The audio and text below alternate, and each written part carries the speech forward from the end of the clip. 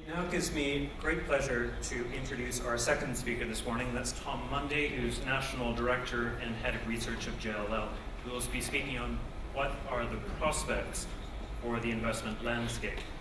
Tom has been working in Russia since the late 1990s on both the buy and sell side, was the Russian strategist for the consistently top-ranked Russia and EMEA equity strategy teams at Renaissance Capital, and has given policy advice to the Russian government and the central bank before moving into real estate with JLL. So please join me in welcoming Tom Mundy.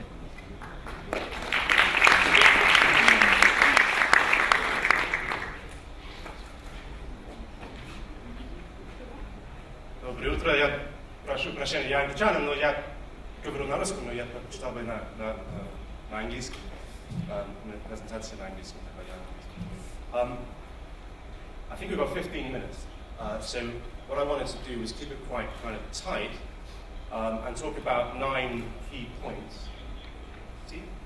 I think the most pressing issues within the real estate industry and also within the Russian hotel industry, and which will shape, I think should be shaping the decisions which you make at the moment. I just want to make sure I can move forward. Okay, so first of all, I just wanted to paint the background for real estate at the moment for commercial real estate market within EMEA, and obviously within commercial real estate here we're looking at offices, industrial assets, retail assets, and hotels. We have some other alternative asset classes, residential for example, but mainly those are the 4 sectors that we count within these numbers that I will be talking about. Now the first big driver for what is supporting a very, very, very strong cycle in EMEA real estate has been the huge amount of global liquidity, which is built mainly on 4 sort of key pillars, of which I just highlighted 2 here, because these are the 2 most important ones. The chart on the left shows the amount of money that has been raised in private equity funds and that hasn't been spent.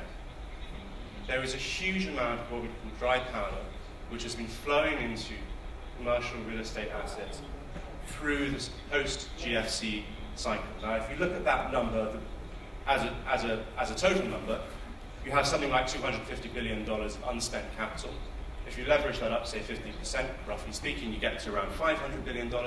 Our global investment volumes forecast, that's all the money that's going to go into global real estate, is around $750 billion for this year. So you've got something like 60 to 70% of entire volumes in dry powder, which can go into real estate. That creates a tremendous wall of liquidity.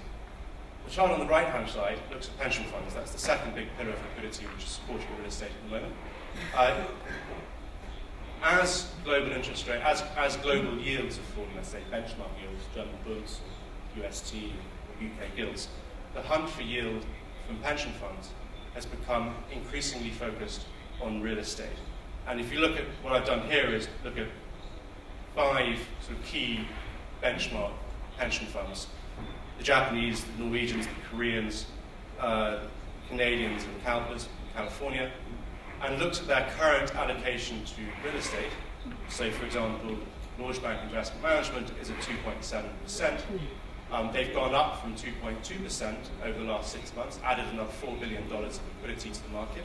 Now the benchmark in North America is around 10% or so of total funds allocated to real estate. Now if you look at on the left-hand side of that chart, if the Japanese were to even move to 5% of their pension fund allocation to real estate, you get another $50 billion in the market. As I said, Norge Bank increased by 50 bips over the last 6 months, added another $4 billion in the market. And this is a broad trend. It is increasingly difficult to find yield. Big pension funds are moving to real estate.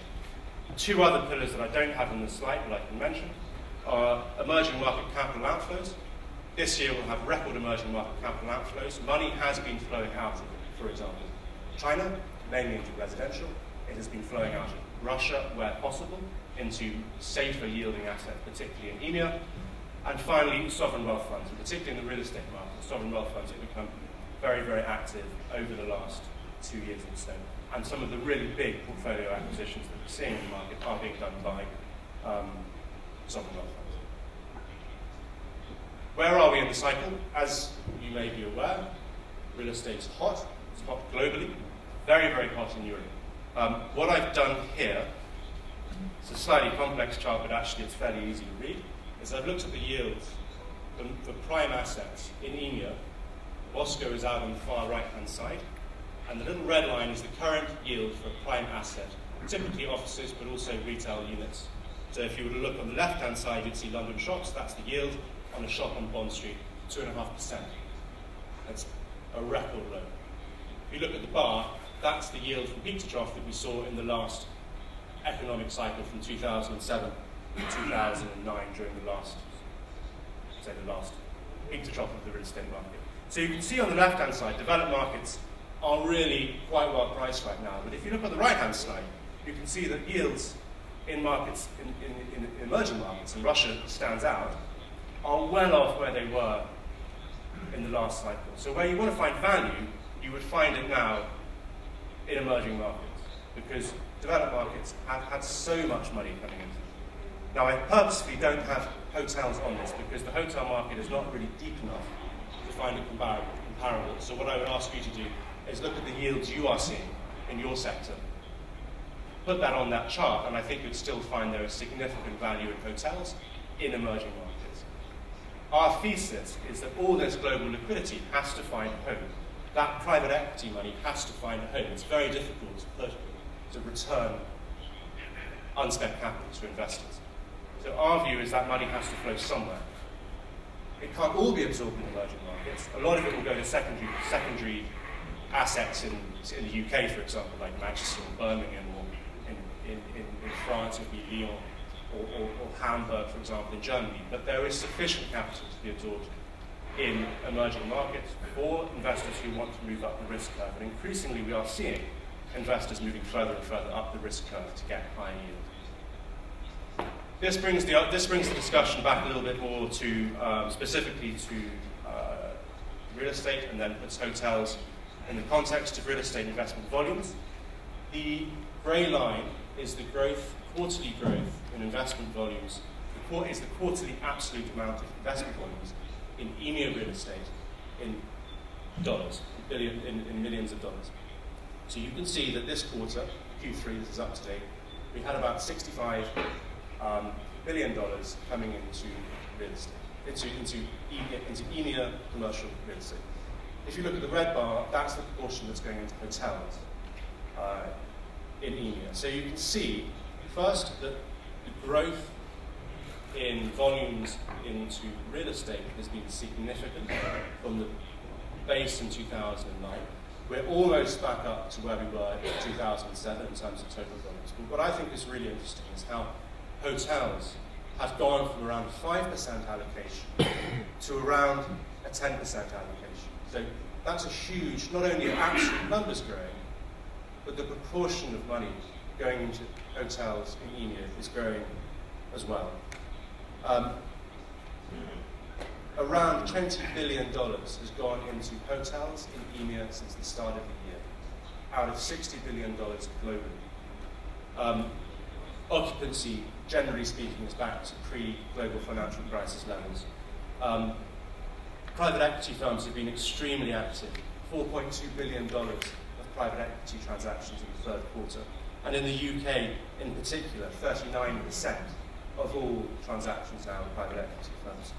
What is also interesting when we talk about investors moving out up the risk curve, moving into slightly riskier assets, it's getting increasingly difficult to find assets now in the hotel market in sort of gateway cities like London and Paris.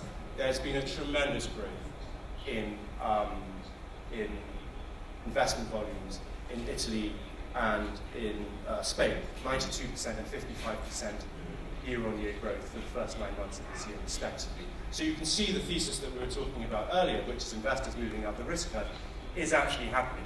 We're going from London and Paris to Madrid, to Milan, to Rome. Perhaps Russia is next on the phone. If I just go back, actually, if I can go back. By the way, when you see the really big acquisitions if you look at I've named them on the top there with the date that they came in, you can see that the sources of capital for the really big portfolio acquisitions are not your traditional purchases. Qatar, Hong Kong, India, Abu Dhabi, these are all, I would say, sort of the pillars of liquidity that you mentioned earlier on in the presentation. Where I've got the US flag there, that's a Blackstone acquisition. So that, and again, a big portfolio acquisition. Bringing it into Russia a little bit, I'm actually extremely, there's not a lot of point talking about the macro numbers at the moment because everyone in this room knows that it is tough. Working in real estate, we know that it's tough. We have huge levels of vacancy in the office market. Retail market is really taking a beating at the moment. But the hotel market actually is a slightly more interesting dynamic, and it's a slightly more encouraging dynamic, perhaps, because of localization and because of the growth in the domestic tourist. If you look at two charts here, I've taken passenger traffic at Domodedovo, and I've taken Aeroflot's passenger numbers.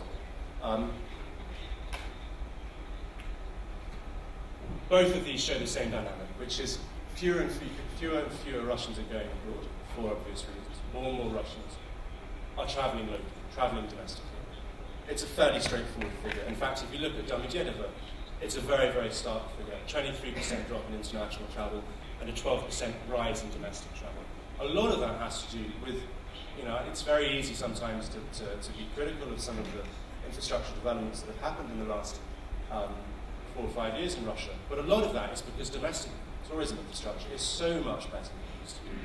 Going to Sochi skiing this winter is a very realistic proposition. It's a fantastic destination. In fact, anecdotally, and I'm not a big fan of anecdotal evidence, but talking to my colleagues in the office, whereas last year you could have booked your holiday in Sochi to go skiing in the winter at the last minute, now you can't. And I'd be really interested to hear what people in the audience think about that, about current demand in Sochi, because my understanding is it's pretty solid.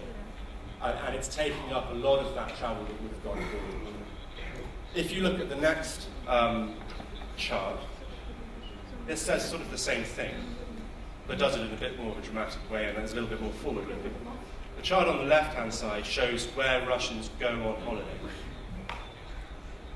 In absolute terms, the numbers going there. This is the first half of 2015. And then the number on the right-hand side of the bar shows the percentage change against the first half of last year. So what it's telling us, actually, is that Europe has really suffered, for obvious reasons. It's very expensive to go to Europe. Egypt and Turkey are still extremely competitive. Turkey has obviously had a devaluation as well, and once you get there, it's kind of cheap. Same thing for Egypt. Go further down the line, go further down the chart. Volumes to Asia have never been great, but they've really fallen off a cliff, and I'm sorry to kind of burst everyone's bubble about everyone's going to go on holiday in Thailand and China and Vietnam. It's simply not happening from the evidence that we see.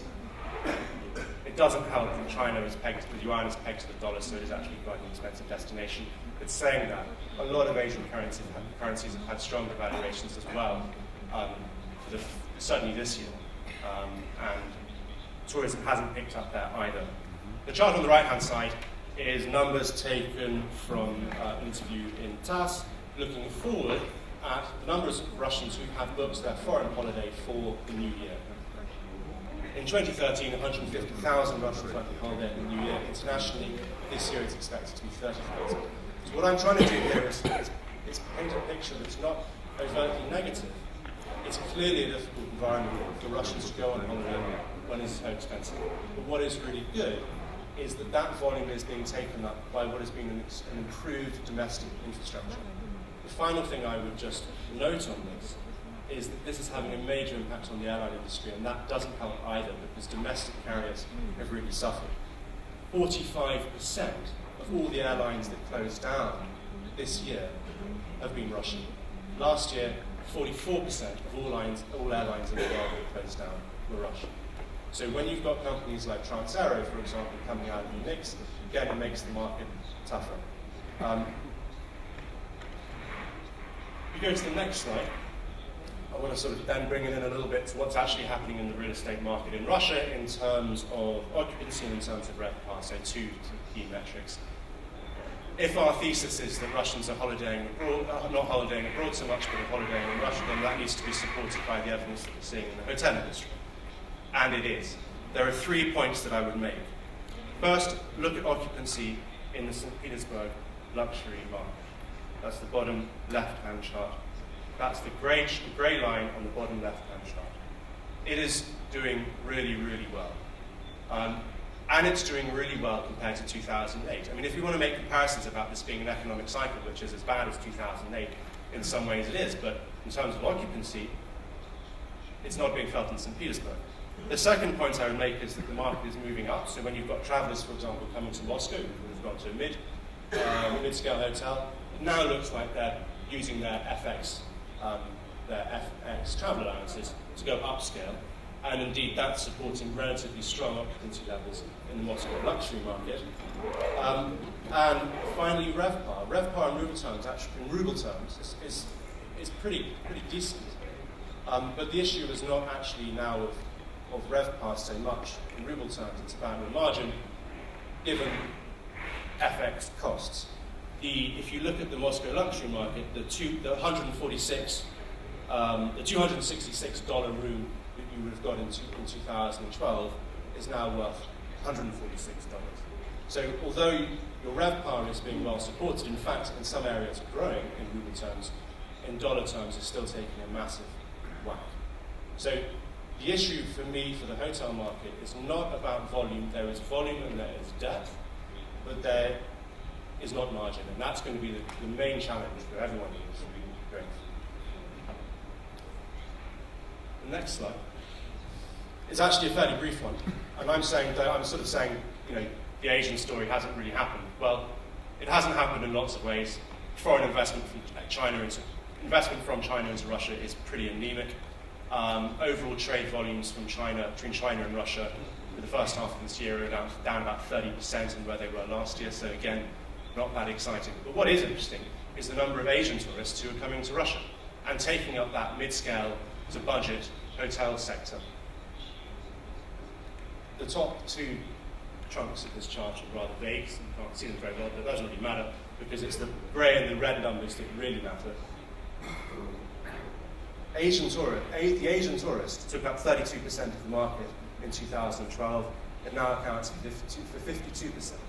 And it's not just Chinese. Obviously, for the Chinese traveller, Russia is now a lot cheaper than it was last year because of the yuan's pegged to the dollar. But nonetheless, it is a very supportive and interesting growth dynamic. And I would say to people in the room, don't forget the Asian traveller, because we're not seeing that volume of growth from Europe. I'm almost done. This is my 8th point. It's as I said before, it's very easy to knock infrastructure developments in Russia. I think it's too easy to knock it. I've been here a really long time, not as long as people who were born in Russia, obviously, but I've been here long enough, even anecdotally, to see the changes in Moscow. And I mentioned Sochi, but it's not just Sochi. Obviously, it's the Football World Cup, which has provided a tremendous boost to infrastructure development for tourism. I'm not going to talk about the football because other people can do that much better than I can. But what I'm encouraged about is the way that the hotel industry is responding to the demands of the sort of traveller who go to a World Cup. So the growth of mid-scale to budget hotels is really, really strong. And I think that provides a really strong balance for the market and is something to be encouraged. And again, will provide an underpinning for the domestic tourist. We know, anecdotally, talking to my colleagues in the industry, companies like Carl's and Residorf, that they are actively looking to expand in those kinds of markets. My final point, I generally have a pretty optimistic tone about the Russian hotel industry, but I do have one big caveat, and I think it's something that we should be aware of. I think it's something we don't talk about enough. Everybody knows real wage growth is appalling. Everybody knows that consumption is under tremendous pressure. But I think more important than looking at those individual numbers is to look at what's behind it. I'm very worried about the amount of about the amount of household debt and the pressure that's going to put on the consumer. And what that means for me is that the trends that we've been seeing so far this year in consumption, and for example in the hotel industry, will remain. There have been 41 banks this year in Russia that have had their licenses revoked or have been liquidated. 41. That's a 2 times increase on 2 years ago. And credit to the central bank for doing that. Look at the growth in overdue loans. Increasingly, consumption, historically, consumption has been funded not just by wage increases, but by credit growth. And now it's getting tougher and tougher and tougher and tougher. And there's a lot of pressure building up, which is not yet reflected in NPLs in banks. Sberbank's NPL at around 6% feels comfortable. We should be looking below that. Now, I'm not saying this to knock, to make another sort of bad case for Russia. I'm simply saying that this dynamic of the Russian consumer having less and less disposable income and therefore making smarter choices about how they spend their money and where they spend their money will persist. That is basically it. And I would just like to say thanks very much for being invited here. And I would also like to thank the Federal Tourism Agency, because a lot of the numbers that we get from this presentation come from them. They're doing a fantastic job. If anyone ever wants to get any stats on Russia, they've got one of the best websites, together with the Central Bank and the Ministry of Finance. So lots of transparency, and I would encourage people to really lean on. That's it for me.